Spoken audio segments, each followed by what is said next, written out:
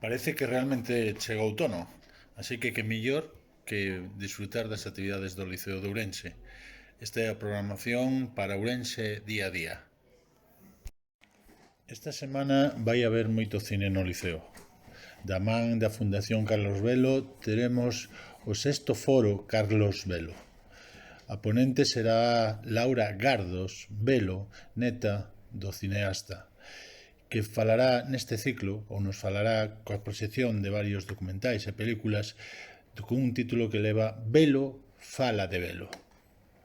Así que teremos cine o luns, día 20, o martes 21 e o mércores 22 ás 8 da tarde no Salón Noble, como xa dixemos, da man da Fundación Carlos Velo. Agardamos por vos.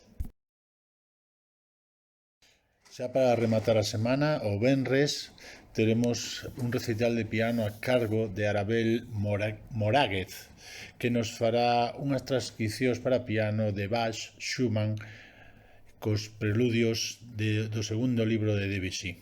Isto, como decimos, será o venres, día 24 ás 8 da tarde, con un precio das entradas de 12 euros e 6 euros para os socios do Liceo.